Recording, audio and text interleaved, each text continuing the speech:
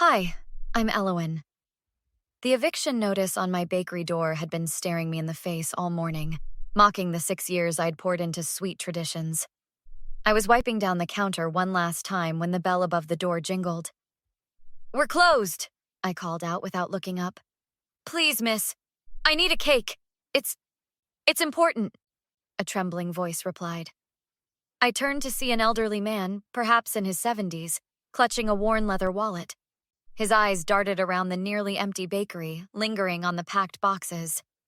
"As you can see, I'm closing down, for good." I gestured to the barren display cases.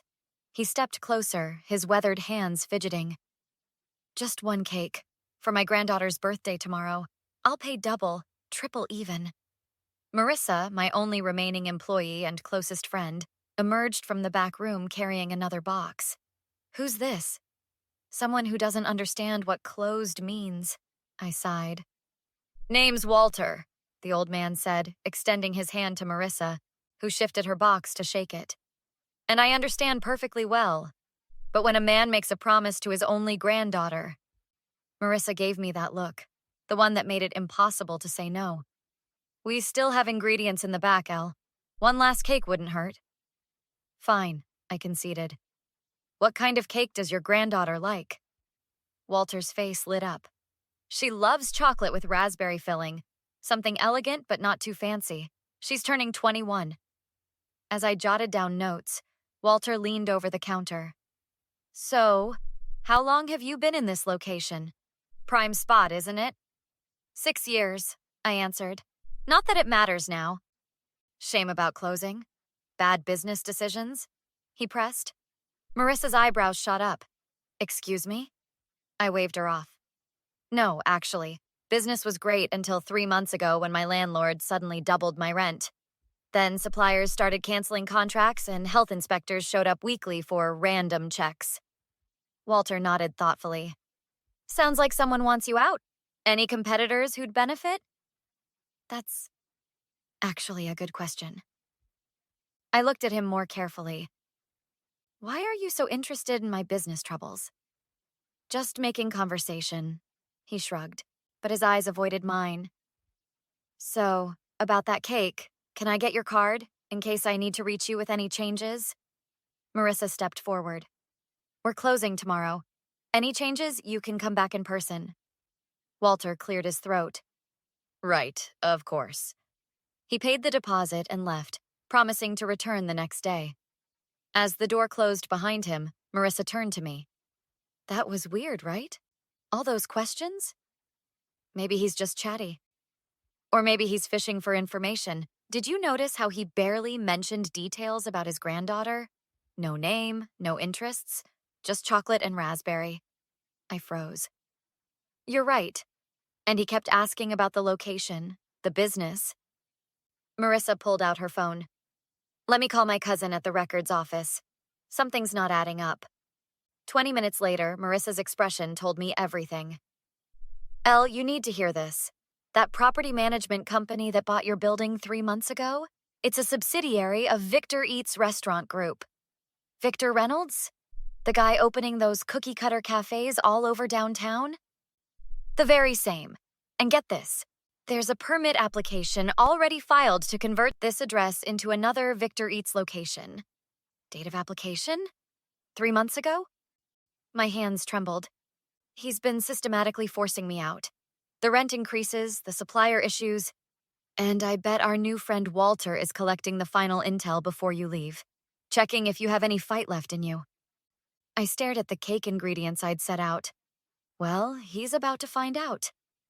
The following morning, I arrived early to finish Walter's cake, now with a special purpose. Marissa walked in carrying coffee and a folder. "You look like you haven't slept," she said, sliding a cup toward me. "I haven't. Been doing some digging of my own." I wiped chocolate ganache from my fingers. "Remember Tom from the health department? The one who always bought those lemon tarts for his wife?" "Exactly. I called him last night." I took a sip of coffee. Turns out those random inspections weren't random at all. Someone filed anonymous complaints every week. Detailed professional complaints. Marissa sat down. Victor. Has to be, but Tom couldn't confirm who filed them. The bell jingled and in walked Dina, the owner of the flower shop across the street. She'd been my first friend when I opened. Heard you're closing today. Her voice cracked slightly. Why didn't you tell me things were so bad? It happened fast, I admitted. But I'm starting to think it wasn't an accident. Dina glanced around before leaning in. You know what's strange? A couple months back, some woman in a fancy suit came into my shop asking questions about you. About your business hours, customer traffic, whether you ever mentioned financial troubles. Marissa and I exchanged looks. What did she look like? I asked. Tall, dark hair, always in this severe bun. Red lipstick, designer everything. Natalie Winters, Marissa whispered. Victor's executive assistant. How do you know that? I asked. I'm thorough. She pulled out her phone and showed me a photo from Victor Eats' website. This her? Dina nodded vigorously. That's her. Said she was doing market research. The door opened again, and Walter stepped in, immediately tensing when he saw our huddle. Your cake's ready, I said flatly. Wonderful. His eyes darted between us. Everything all right here? Just peachy, Marissa replied. Hey, Walter, quick question. How long have you worked for Victor Reynolds? The color drained from his face. I don't know what you're... Save it, I interrupted. We know about Victor Eats buying the building, the permit applications filed before I even knew I was in trouble, the anonymous health complaints. Walter's shoulders slumped. Look, I'm just a paid consultant. Victor hires me to gather information. Dina scoffed. You mean he hires you to spy? Call it what you want. I need the money. Walter looked genuinely ashamed. For what it's worth, I told him you were a good business owner, that maybe he should approach you with a buyout instead of these tactics. And? He said crushing small businesses was more cost-effective than negotiating with them. My blood boiled. Well, you can take this cake to Victor instead of your imaginary granddaughter. Tell him it's a special recipe. After Walter left, looking miserable, Marissa turned to me. You didn't actually tamper with the cake, did you? Of course not. But I did hide a small voice recorder inside the box. I smiled grimly. Let's see what Victor has to say when he thinks no one's listening. That's brilliant, but we need more, Marissa insisted. I've got another lead, Victor's assistant, Natalie. Apparently she frequents that wine bar on 7th. I know someone who works there. Later that evening, we sat at the wine bar, watching Natalie arrive alone and order her usual Cabernet. After her second glass, Marissa approached her. Natalie Winters, right? From Victor Eats? I'm thinking of applying for a position. Natalie sized Marissa up. We have rigorous standards. Oh, I know. Your boss seems incredibly thorough. The way he handled that bakery situation? Masterful? Natalie's expression shifted. You know about that? The Sweet Traditions takeover?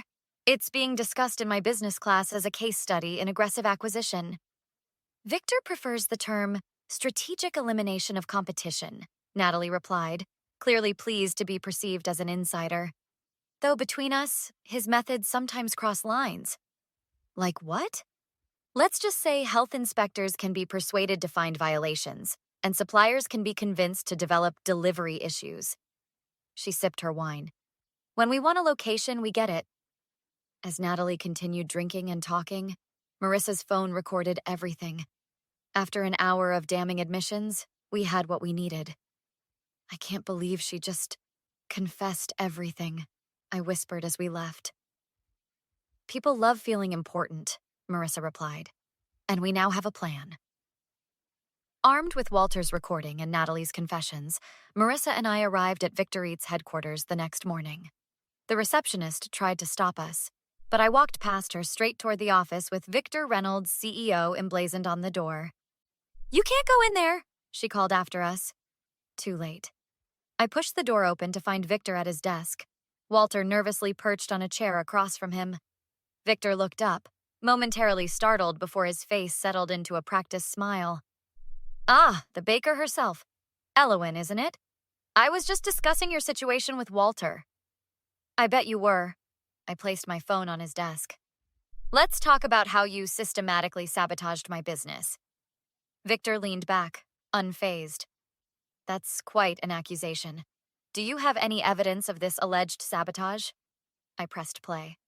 Walter's voice filled the room. The cake's from Elowen. Then Victor's. Did she suspect anything? Good. Once she's gone, we'll gut the place. Tell the contractors to move faster. I want the new location open in 6 weeks. Between the health violations I arranged and the supplier issues, she never stood a chance. Victor's smile vanished. He lunged for my phone, but Marissa was faster, snatching it away. That's illegal recording, he sputtered. Actually, said a new voice from the doorway. It's evidence. We turned to see Detective Simmons, whom Marissa had contacted earlier, standing with Natalie, who looked considerably less composed than yesterday.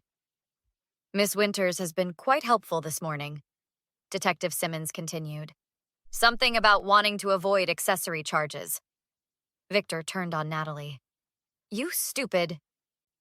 Careful, Detective Simmons warned. Miss Winters has already provided documentation of your instructions regarding the health inspector bribes and supplier intimidation. Victor's face contorted. This is ridiculous. I was creating jobs, revitalizing neighborhoods, by destroying other people's livelihoods? I stepped closer. You didn't just try to take my business, you tried to take my dream. Look, Elowen. His tone softened dramatically. There's been a misunderstanding. I actually admire your bakery. Perhaps we could partner? I could fund an expansion, multiple locations. Save it. I cut him off. You don't get to destroy something and then offer to rebuild it on your terms. I'm sorry if my methods seemed harsh. Business is business, but perhaps I went too far. Let me make it right. His eyes darted to the detective, clearly performing. Your apology means nothing, I replied coldly. And your offer even less. Victor's facade cracked. You think you've won? Do you know who I am in this city? Who my friends are? He grabbed a folder from his desk and ripped it in half. Good luck proving anything without the original documents. Your recordings won't hold up without these? Walter pulled identical papers from his jacket pocket. I made copies. I've been documenting everything for months. Just in case. Victor lunged at Walter. You backstabbing old... Detective Simmons intervened, restraining Victor as he continued shouting threats at all of us. That's enough, Simmons said firmly. Mr. Reynolds, you're under arrest for fraud, bribery of public officials, and now attempted assault. As Victor was led away, still hurling threats, Walter turned to me. I'm truly sorry for my part in this. When I realized how far he was willing to go, I wasn't ready to forgive him yet, but I nodded acknowledgement. What mattered now was that Victor's plan had backfired spectacularly. 3 months later, I sat in the courthouse corridor with Marissa, waiting for the final hearing in Victor's case. Thanks to Natalie's complete cooperation and Walter's detailed records, the prosecution had built an airtight case. Nervous? Marissa asked, squeezing my hand. A little. I just want this to be over. Detective Simmons approached, looking confident. The judge is ready. With the evidence we have, this should be straightforward. Inside the courtroom, I was called to testify about the impact of Victor's actions. As I stepped down afterward, I caught Victor's cold stare. During a recess, he cornered me near the water fountain. This could still be resolved amicably, he whispered. I have resources, connections. Your little bakery could become a chain. Still trying to make deals? I stepped back. You don't get it. This was never just about a business to me. I'm offering you an opportunity, Elowen. I'm trying to make things right. No, you're trying to save yourself. There's a difference. His lawyer approached, pulling Victor away before he could respond. Within an hour, the judge delivered the verdict, guilty on all counts. Victor was sentenced to 3 years and ordered to pay substantial restitution to all the businesses he had targeted. Outside the courthouse, reporters had gathered. Marissa nudged me. They want to talk to you. Miss Hart, called one journalist. How do you feel about the verdict? Justice was served, I replied simply. What about your bakery? Will you reopen? Before I could answer, Dina stepped forward. She's doing more than reopening. Show them, Elle. I unrolled the architectural plans I'd brought. Sweet Traditions Bakery and Cafe will be opening in 3 locations next month. The original space plus 2 others. How did you manage that after nearly losing everything? Another reporter asked. Sometimes the worst moments lead to the best opportunities, I explained. After Victor's arrest made headlines, investors approached me. Turns out people love supporting the underdog, especially one with award-winning pastries. Later, Marissa and I celebrated at my apartment, reviewing the final design plans for the new bakeries. I still can't believe we pulled this off, she said, raising her glass. I couldn't have done it without you. The doorbell rang. To my surprise, Walter stood there, looking uncertain. I know I'm probably the last person you want to see, he began. Actually, Detective Simmons told me how instrumental your evidence was in building the case. Still, I helped Victor target you in the first place. I studied him for a moment. Why did you switch sides? My wife ran a small bookshop for 30 years. When chain stores moved in, they used similar tactics. She never recovered from losing it. He paused. When I realized I was doing the same thing to you, I couldn't continue. Walter, I appreciate your help with the case, truly. But I can't just forget your initial role in all this. I understand. I just wanted to say that what you're building now, it's impressive. And I'm sorry I almost helped take that away from you. After he left, Marissa looked at me thoughtfully. You know, some people would have forgiven him completely. Maybe someday, I replied. But right now, I'm focused on moving forward, not looking back. The next morning, standing in the construction zone of my original bakery location, I ran my hands along the countertop that had survived Victor's attempted takeover. The shop would reopen bigger and better than before. Nervous about the expansion? Marissa asked, joining me with coffee. A little, but after everything we've been through, running 3 bakeries seems manageable. From almost closing to opening multiple locations, all because an old man rushed in asking for one last cake. She smiled. Life is strange sometimes. It certainly is. I looked around at what would soon be a bustling bakery again. But you know what the best part is? Every time Victor sees a Sweet Traditions sign from his cell, he'll know that he didn't just fail to destroy my business, he accidentally helped it grow. Have you ever stood up to someone who tried to take something important from you? I'd love to hear your stories in the comments. Don't forget to like and subscribe for more content like this.